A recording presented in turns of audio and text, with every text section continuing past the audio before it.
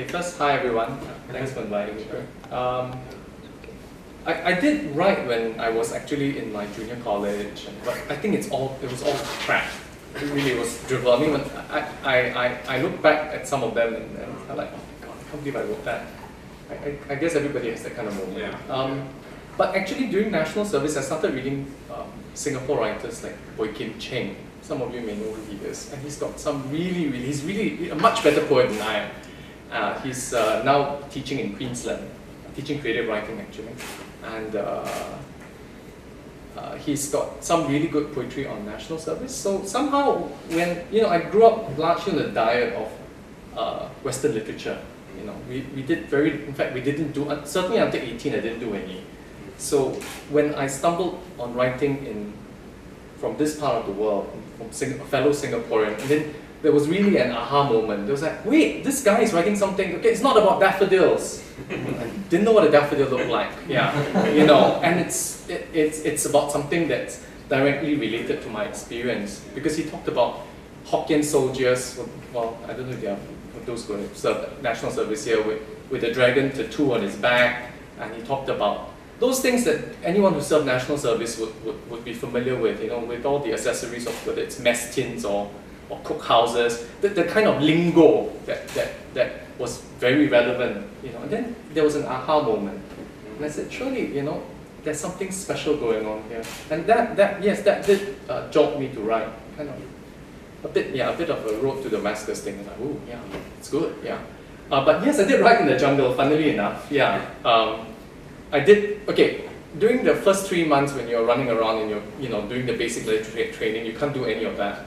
But subsequently, when you get your posting, you have some stability, And I was an instructor in a school, and so that gave me some time, and I did write. Not all of it was good, but I did write there. And I also read a lot. So one story I always like to share was I actually read Jane Austen's Persuasion in the army, in the jungle actually. So it was quite hilarious because we were manning a navigation point, so it was like a little hillock surrounded by jungle, right? And little groups of soldiers are supposed to navigate to my location. And then they'll come, and then I was like, where's your, whatever I'm supposed to sign off, bark some order out, right. And then after they leave, I would take out my waterproof copy of Jane Austen's Persuasion and read about Miss Elliot until the next batch of soldiers came, and then I put the book away again. It's like, yeah, okay, why are you late? Yeah. So it was kind of a strange, kind of disjunctive kind of existence. Yeah. So if an officer had shown up and demanded to see, what you were reading, that would have been. It's not contraband. I mean, it's just, please, it's Persuasion. Very unmartial. Yeah. And then from then on, I wrote more, and yeah. Also you've written, in your latest volume, I think you've written a series of animal poems. Oh, I love Ted Hughes, yeah. Yeah, that our endangered animal species is a major theme of our college. Oh, is it? Houses named after. One of them is named after the Komodo dragon. I think you wrote a poem about it. Okay.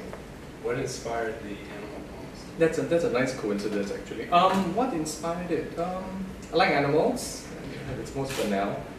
I like Ted Hughes. I think Ted Hughes is wonderful at giving these, animals a kind of otherworldliness, which I think in some ways I must subconsciously try to mimic, But of course I use animals that I like. I use meerkats and, animals from this part of the world. I have Komodo dragons, I have tapirs. I have one polar bear, but it's that poor polar bear in the zoo. I had the emperor penguin, but that's based on the one in the Jurong Bird Park. Yeah. Your title was The Polar Bear Wishes to Upgrade. Yes. Okay, I have a monitor lizard. I have cattle egrets. You know what cattle egrets are? They're these small white birds. I think they're no longer migratory because they like it here so much. They just settle here all year round. But they're small white birds. Sometimes you see them on the fields. Yeah. Yes. Short white birds. Right. Traditionally, they're migratory birds. But I remember reading somewhere that somebody from the zoology department or somewhere in NUS was saying that some of these birds like it here so much they don't actually go back. So then I thought, I decided to write a poem about foreign talent So actually the egrets were a kind of a foreign talent. I'll just read a few lines just for fun since you mentioned that. Yeah. I'll just read the first and the last bit. So the cattle egrets spend the season here. You imagine they come from Manchuria or Siberia, impossibly exotic. What perils and death-defying exhaustion they must brave for the opportunities on our sunny stopover isle. Far away from their familiar tundra, they stake temporary claims on forgotten grassland beside expressways, or in canals just before the downpour, disdainful of other bird life who need mangroves of delicate salinity or the deep impervious recesses of jungle. Neither are savvy talents weighed down by demands of belonging, debates of identity. And the last bit. These adaptable egrets, global citizens with one eye on maximizing their stay, quickly calculate how much to stock up before the next flight to greener pastures. Always purposeful, harbor no regrets.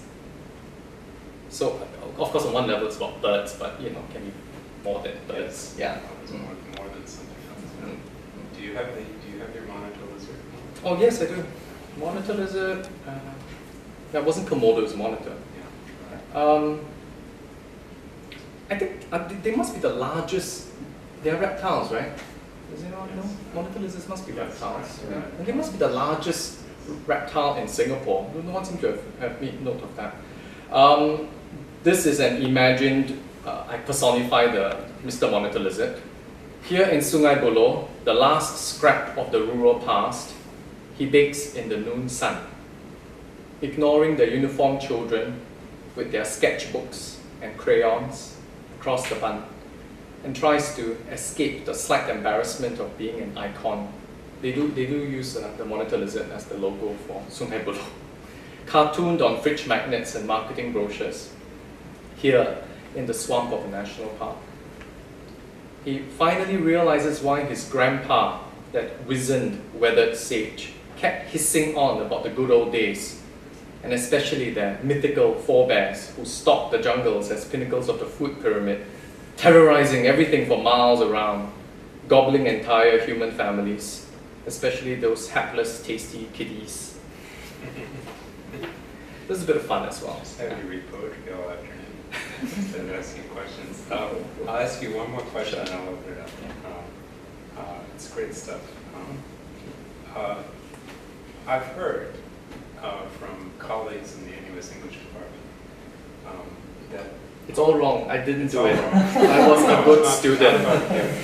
But they tell me, you probably know what I'm talking about, they tell me that poetry seems to be the favored literary form in Singapore. I know that you've complained that poets don't get enough support from publishers, booksellers, etc.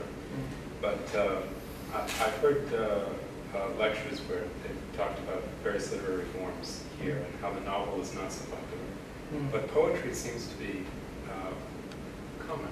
And I wondered if you have any thoughts on why you and your countrymen are drawn to poetry to the extent that you are. Okay, the flippant answer is that we're lazy. We don't want to write long forms, so poetry you can polish off in a couple of days, right?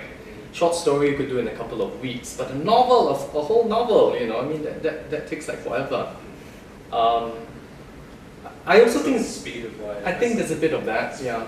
But also readers, actually there is quite a passionate following for poetry. From a readership perspective, there actually are a lot of readers of poetry, partly because it's digestible little bonbons, But having said that, now wearing my work hat, right, because I kind of know what the numbers are. I mean, the numbers from a larger reading demographic are not that significant. I mean, even when you say someone's published something, 800 copies, 1,000 copies, which take 3 years to sell, you do the math, right? A good novel, okay, well, contrast that with, again, some of you will kind of, wrinkle your nose at this, but the best-selling books in home author books are actually the Singapore ghost stories. And it's stuff that you read when you were 11 years old, if you read them at all.